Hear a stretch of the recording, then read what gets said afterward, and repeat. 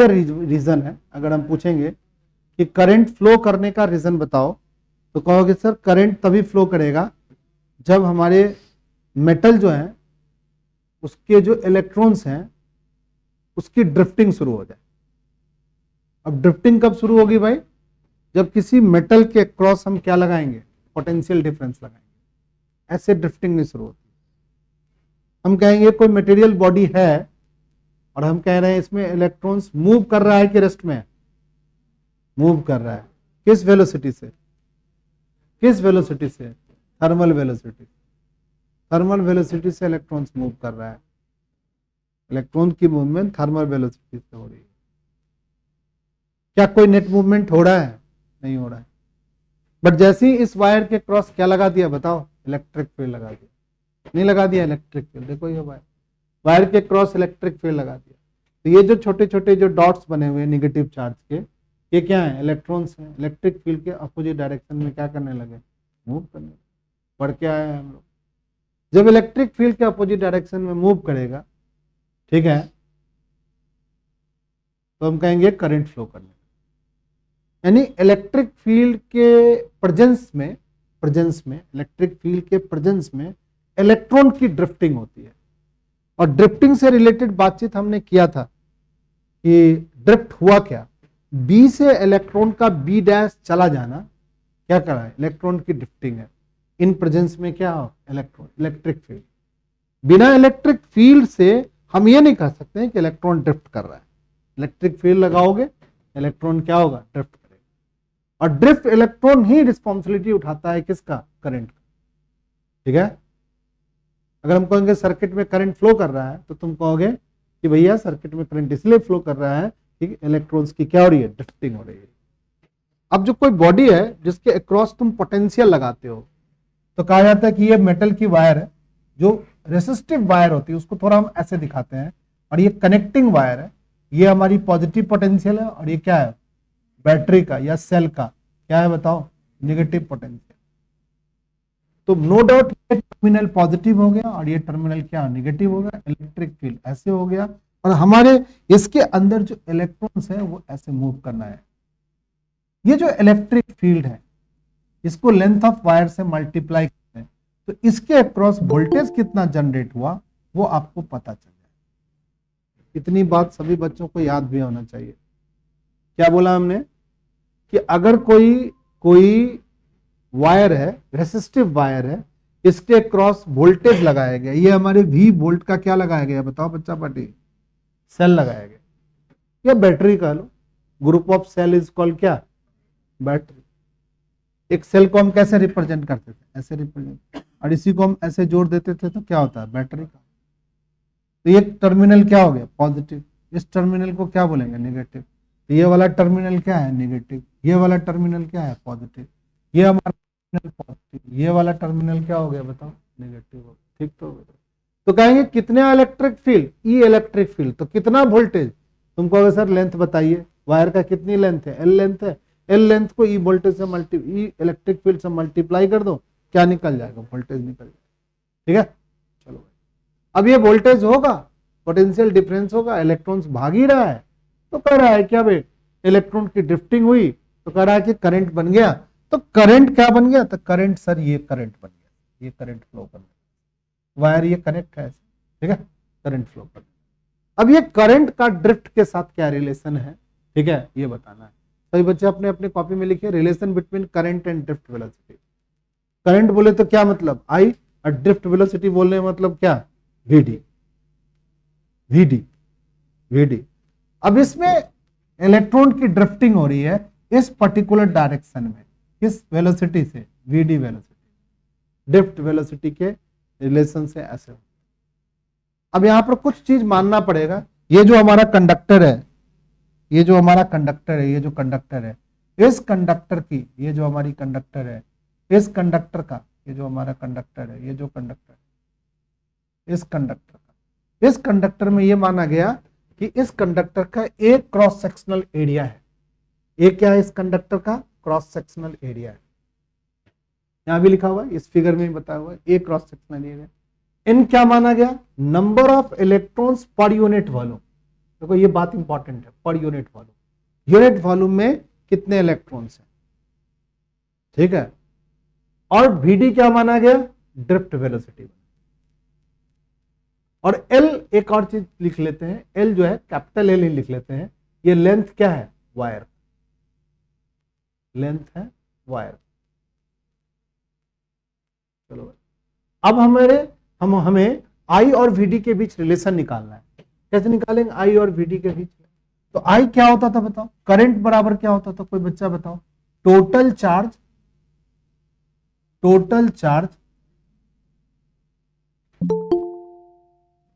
इस total charge को time से क्या होगा, डिवाइड कर देंगे तो हमें निकल आए। टोटल चार्ज को, जो लेट ज्वाइन किए ऑनलाइन क्लास में प्लीज लिख लीजिए, रिलेशन बिटवीन करंट और ड्रिफ्ट वेलोसिटी। हेडिंग लगाओ, आप डायरेक्ट भी स्लाइड जो लिखा हुआ है उसको लिख सकते हो, पर समझते हुए लिखोगे तो ज्यादा बेटर है, ठीक है। टोटल चार्ज को हम टाइम से क्या कर देंगे, डिवाइड कर देंगे, तो करंट निकल जाएगा। ये बेसिक हम लोग पढ़ते आ रहे हैं। अब सबसे पहले यहां पर जितने भी इलेक्ट्रॉन्स हैं, ये सारे के सारे इलेक्ट्रॉन्स क्या हो रहे हैं, ड्रिफ्ट कर रहे होंगे एल लेंथ ऑफ वायर में, तो ये जो ड्रिफ्टिंग हो रही है, कितने इलेक्ट्रॉन की ड्रिफ्टिंग हो रही है, ये निकाल लेते हैं, ठीक है। अब क्या हो गया कि इस क्रॉस सेक्शनल एरिया, ये जो हमारा क्रॉस सेक्शनल एरिया है, इस क्रॉस सेक्शनल एरिया को इस लेंथ से मल्टीप्लाई कर देंगे तो क्या निकल जाएगा, बताओ कोई बच्चा। क्रॉस सेक्शनल एरिया को लेंथ से मल्टीप्लाई कर देंगे, क्या निकल जाएगा, वॉल्यूम। क्रॉस सेक्शनल एरिया को लेंथ से मल्टीप्लाई करेंगे, कई बार बता चुके हैं, ये क्रॉस सेक्शनल एरिया को लेंथ से मल्टीप्लाई करेंगे, वॉल्यूम निकल आता है, ठीक है। चलिए भाई, तो वॉल्यूम, अगर हम ये फॉर्मूला को यूज करने के लिए हम क्या सॉल्व करना चाहते हैं कि वॉल्यूम ऑफ कंडक्टर, पहले हम लिखेंगे वॉल्यूम ऑफ कंडक्टर का वॉल्यूम निकालें। कैसे निकालेंगे वॉल्यूम ऑफ कंडक्टर, ए को एल से मल्टीप्लाई करें, ये वॉल्यूम ऑफ कंडक्टर। अब ये बताओ यूनिट वॉल्यूम में कितने इलेक्ट्रॉन से, बताओ n इलेक्ट्रॉन है, यानी एक वॉल्यूम में कितने इलेक्ट्रॉन से, बताओ एक वॉल्यूम में कितने इलेक्ट्रॉन से, बताओ n इलेक्ट्रॉन से। तो Al वॉल्यूम में कितने इलेक्ट्रॉन्स हो गए, बताओ Al वॉल्यूम में कितने, NaL, ठीक है, Al। चलो भाई, अब हम लोग कहेंगे टोटल चार्ज निकालते, एक इलेक्ट्रॉन पे कितना चार्ज है भाई, एक इलेक्ट्रॉन पे कितना चार्ज है बताओ, एक इलेक्ट्रॉन पे कितना चार्ज है बताओ, ई इलेक्ट्रॉन, ई चार्ज है, नहीं है, तो NaL पे कितना चार्ज होगा भाई, मल्टीप्लाई कर दे, तो टोटल चार्ज कितना होगा भाई, टोटल चार्ज कैसे निकालेंगे भाई, टोटल इलेक्ट्रॉन जो है ना, NaL को E से क्या कर दें, मल्टीप्लाई कर दें, टोटल चार्ज, ठीक है। अब टोटल चार्ज को इस सिरा से यहां तक जाने में कितना टाइम लग गया, तभी तो करंट बनेगा। इसमें जो इलेक्ट्रॉन्स मूव कर रहा है वो किस VD वेलोसिटी से। अब इस में इलेक्ट्रॉन्स को कितना टाइम लगा, time to cross the length of wire, time taken by electrons, क्या, electrons to cross the wire, wire को क्रॉस करना चाह रहा है, तो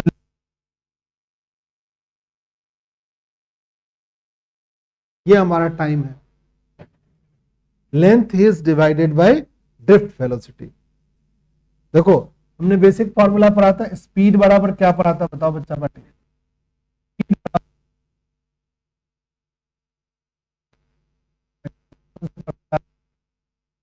तो टाइम किसके बराबर होगा बताओ बच्चा पार्टी, टाइम बराबर क्या होगा, डिस्टेंस लेंथ हो गया और स्पीड क्या हो गया, वेलोसिटी हो गया।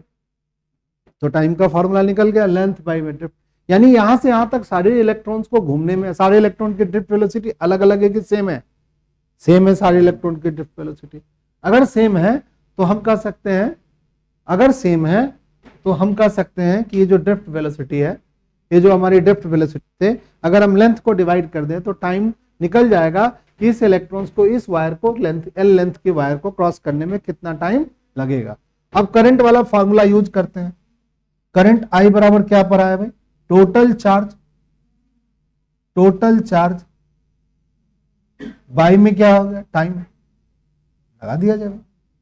टोटल चार्ज कितना है बताओ, एन ए एल इंटू में ई, और टाइम कितना है भाई, एल बाई में क्या होगा, एल आप कैपिटल लिख रहे हो तो कैपिटल ही लिखिएगा बॉस।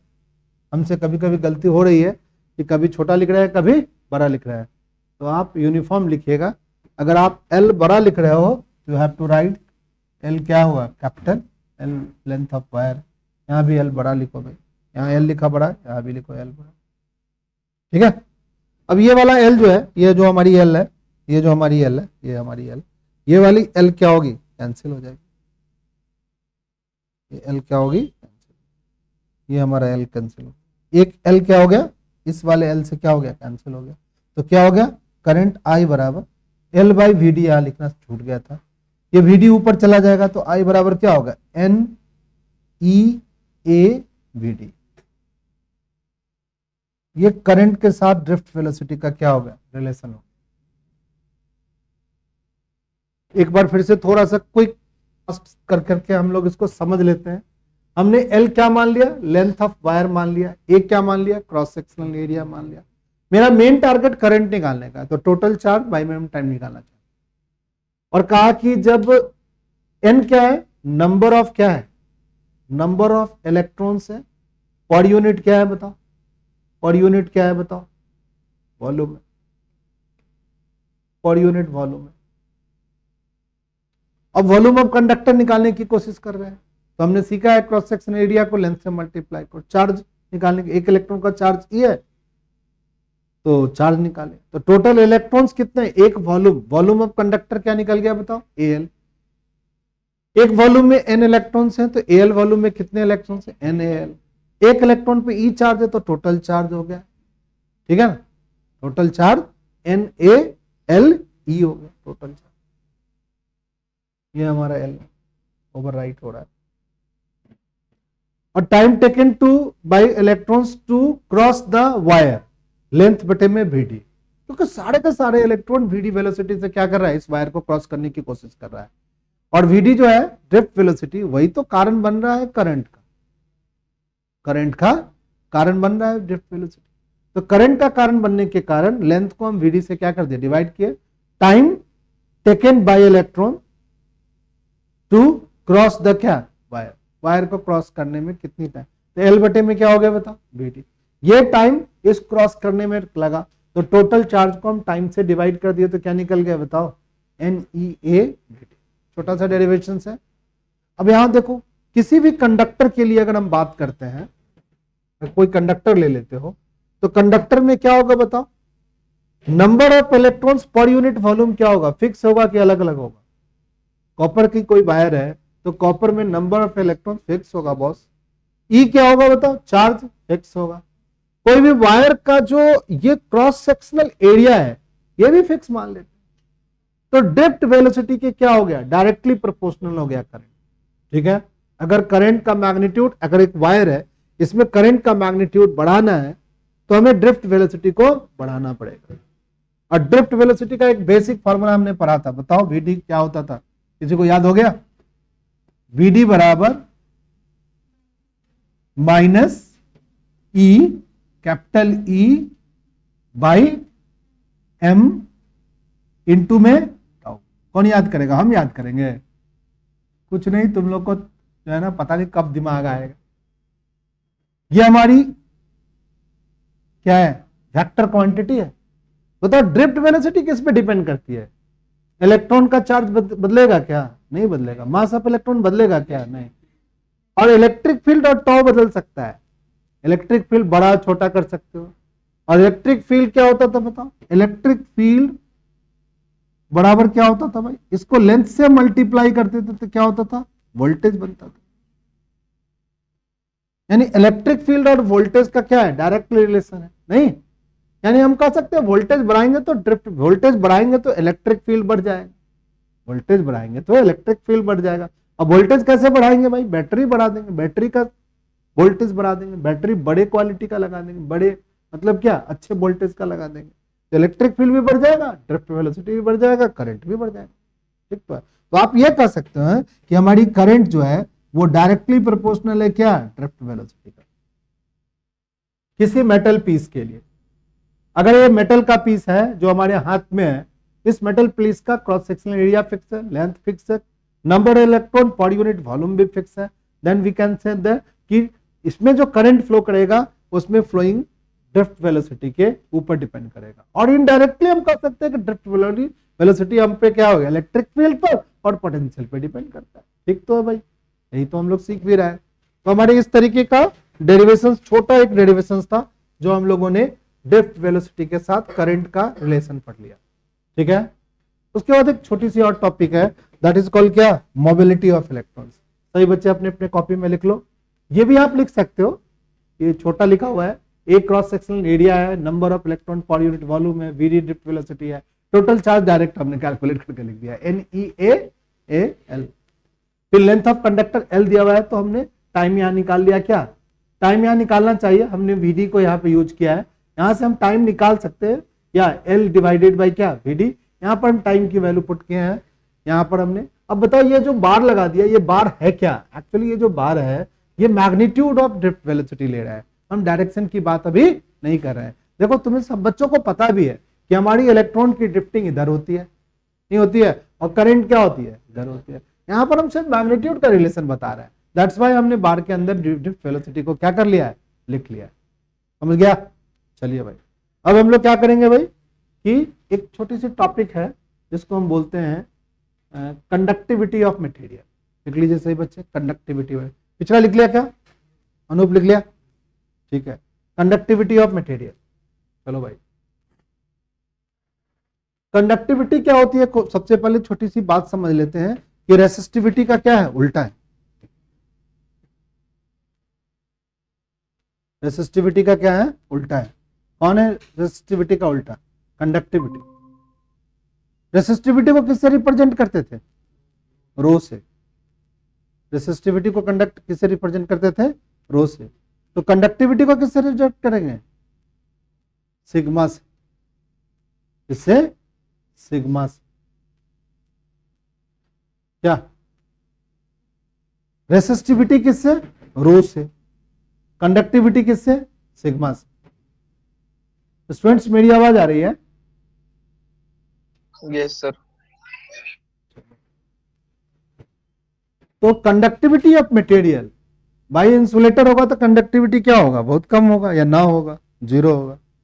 बट अगर कंडक्टर होगा तो कुछ तो कंडक्टिविटी होगा भाई, उसकी कुछ रेसिस्टिविटी भी होगी। अगर हम कोई बात पूछे तुमसे कि रेसिस्टिविटी वाला कौन सा कनेक्शन तुमने क्या पढ़ा है, किस एक्सप्रेशन में रेसिस्टिविटी कनेक्ट थी, तो आपने पढ़ा था R बराबर क्या पढ़ा था, रेसिस्टिविटी L बाई क्या पढ़ा था, ये हमारी रेसिस्टिविटी थी। और सिग्मा क्या थी, कंडक्टिविटी थी, जिसको 1 बाई क्या लिखते थे, रो। इसका यूनिट क्या होता था, ओम मीटर। इसका क्या यूनिट होता है, महो मीटर इनवर्स।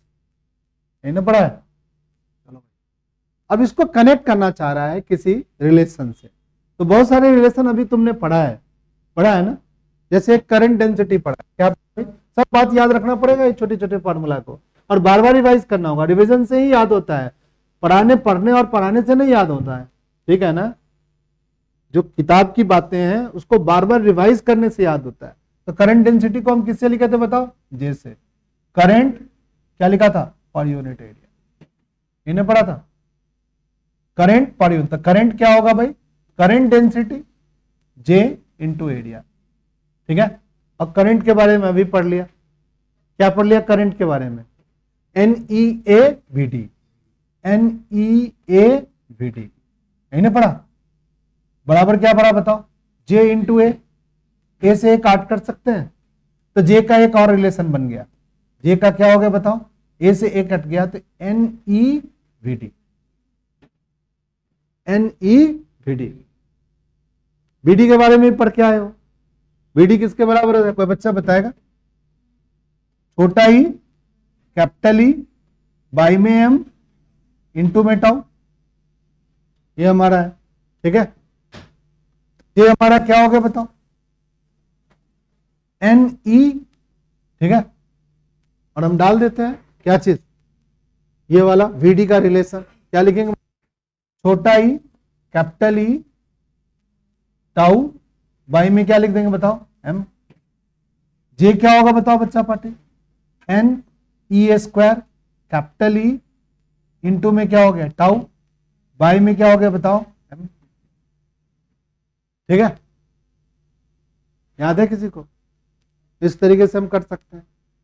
अब एक चीज और हमने पढ़ा था, यहां पर ध्यान से देखो, जे जो था ऐसे लिख देते हैं NE² टाउ बाई में M इंटू में क्या बोलो, इंटू में क्या E।